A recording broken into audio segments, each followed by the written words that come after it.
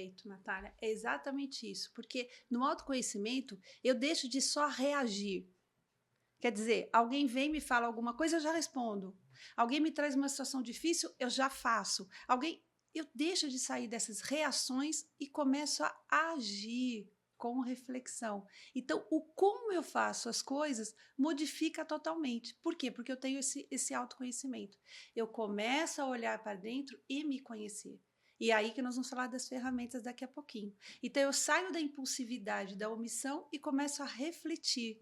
E aí eu começo, mesmo com a pressão da vida, que é o que nós estamos vivendo hoje, que é o que faz toda a diferença, não vamos esquecer isso, trazer para a circunstância. Porque quando você pergunta se o autoconhecimento é uma utopia nos dias de hoje, eu digo que eu não quero ser extremista, mas é uma das poucas saídas que nós temos para conseguir fazer melhor.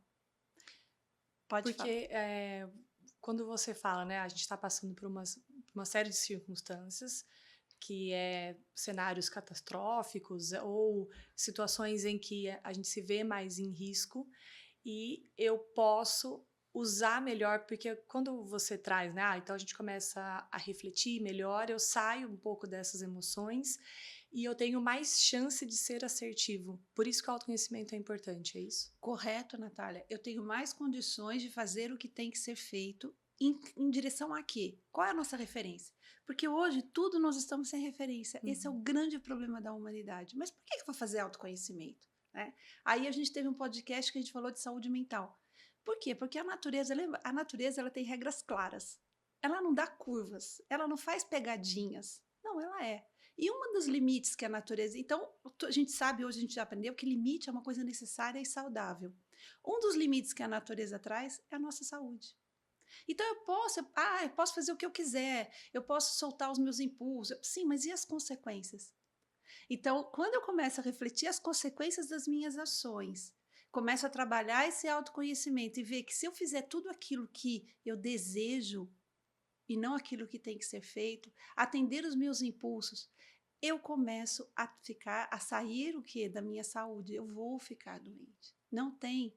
E aí a gente lembra das quatro forças transformadoras da vida, que funciona também, que é da natureza, que a gente já falou aqui, vamos falar de novo, que é o quê? A dor, o amor, a dor, o cansaço e o remorso. Então, quando bate, né? Por exemplo, eu perco alguém que eu amo muito, pelo amor eu falo, nossa, mas. Ou eu quero estar do lado de alguém que eu amo muito e eu tenho que começar a mudar meu comportamento. Isso me chama para a transformação. E o que acontece? As circunstâncias hoje estão fazendo com que a gente reveja o nosso estilo de vida. E é isso que pega muito. Mas eu vou ter que parar de comer isso, eu não vou ter mais aquilo, eu não tenho mais essa regalia, eu não vou mais ter aquilo. Como é que eu vou viver sem isso? E aí, se eu não estiver praticando o autoconhecimento, eu caio nas carências, que é o que nós estamos fazendo aqui agora hoje. Todo mundo está carente. E pegando, eu acho que a gente também passou por uma fase, né, da humanidade aí, de um período de paz, em que teve um avanço tecnológico muito grande, vieram todas as revoluções, desde a alimentação, em que o alimento é muito mais fácil, a tecnologia que deu acesso à internet, a gente está conectado com o mundo, o turismo que expandiu e a gente pode estar em qualquer lugar em 24 horas, eu consigo chegar no Japão, na Austrália. Então, existe uma sensação de facilidade em todos os campos, né? E todos os cenários que estão vindo agora justamente esses limites que estão nos sendo impostos, seja social, pela natureza, pelas crises que estão vindo, que a gente não está muito a fim de perder esse conforto que a gente conquistou, né? Perfeito. A questão que a gente tem que refletir é a seguinte: todo esse conforto, quer dizer, a tecnologia, tudo isso que aconteceu, que foi, né? A gente viveu esse boom, né? Eu, ainda mais que você, sou mais velha, a gente viveu muito essa transformação tecnológica, as facilidades, poder viajar, tudo hoje pode. Mas será que a gente construiu isso com sustentabilidade? Será que a paz que a gente estava vendo ela era real? E é isso que está nos trazendo uma frustração. E é por isso que é hora de parar e refletir.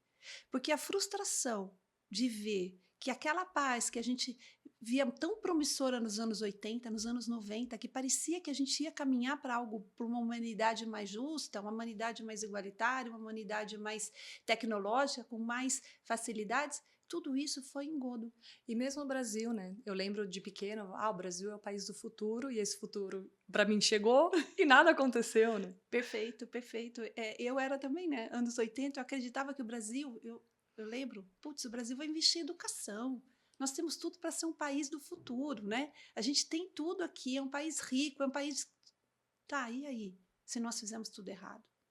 Se a gente não teve liderança, a gente não soube colocar lideranças, agora não é problema de a gente fazer, nós não estamos aqui para fazer uma análise política nesse sentido, mas nós estamos aqui para avaliar que isso reflete na nossa vida. É, porque gerou expectativas em todos e não Isso, aconteceu. Então gerou um espaço, um vácuo, né? Uma frustração muito grande. que é o que nós estamos vendo hoje. Então, lembra do ciclo da improdutividade? A gente já trouxe aqui também num podcast. Pessoal, quem tiver mais interesse, vai assistindo o que a gente trouxe. Eu não sei qual foi, mas a gente põe depois aí para vocês. No podcast, é o primeiro podcast que nós falamos de ansiedade.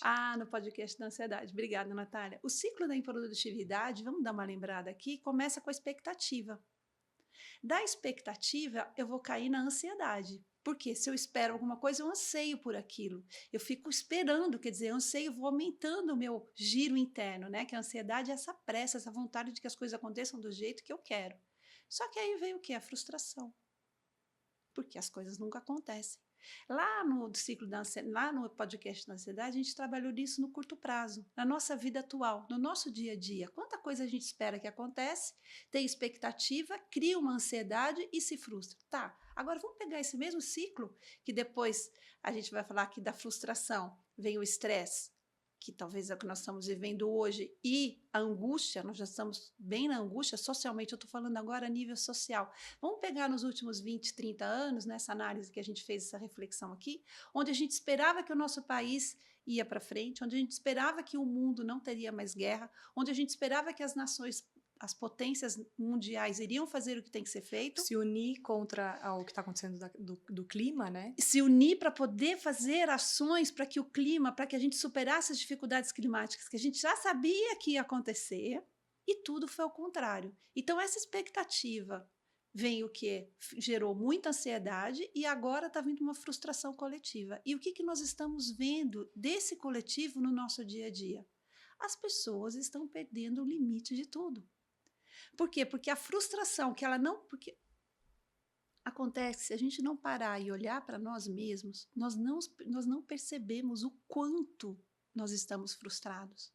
O quanto isso está tirando a gente do nosso eixo.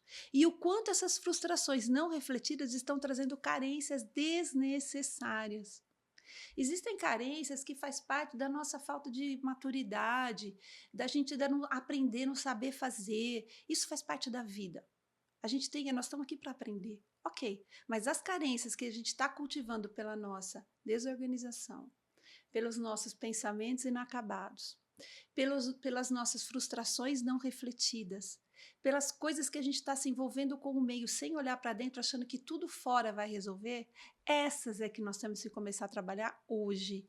Porque são essas que a gente não vai conseguir mudar o mundo, né? E nem a gente, de uma hora para outra. Mas se a gente começar a trabalhar esse olhar que você trouxe aí para os nossos pensamentos, para as nossas pendências, para as coisas do dia a dia, porque a gente tem, de fato, esse movimento político como um todo, que nós estamos inseridos, que é a sociedade, que isso nos gera, e frustrações a gente não reflete, mas a gente também traz as nossas frustrações cotidianas, do dia a dia, que quando a gente é jovem, a gente acha que, né, a vida está pela frente, tudo está por ser feito, descoberto, e aí a gente vai passando o tempo, vê que não consegue realizar uma coisa, não consegue outra, e isso vai trazendo para a gente uma série de frustrações.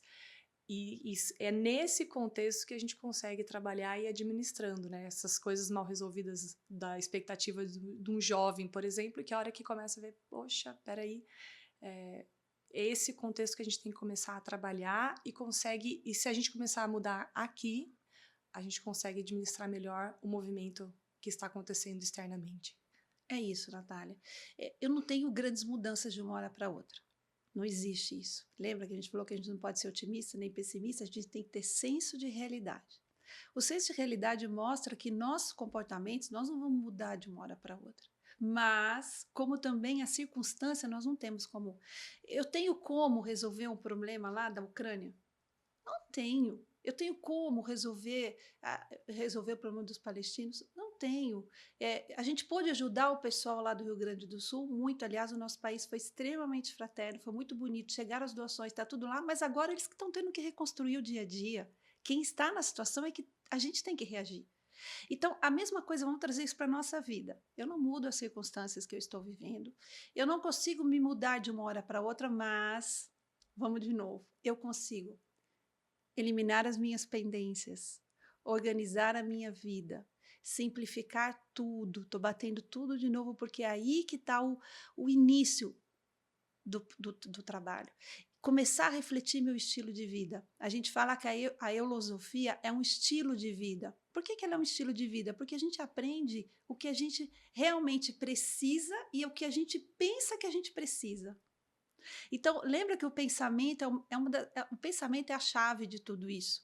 Então, quando eu acredito no que eu estou comprando nas redes sociais, nas mídias, nesse mercado consumista que nós estamos vivendo, quando eu começo a acreditar que eu preciso, desculpa falar, mas que eu preciso ter uma boca assim, um nariz assado e um cabelo ensopado para eu ser feliz ou para eu ser aceito na sociedade, gente, vamos refletir, vamos com calma.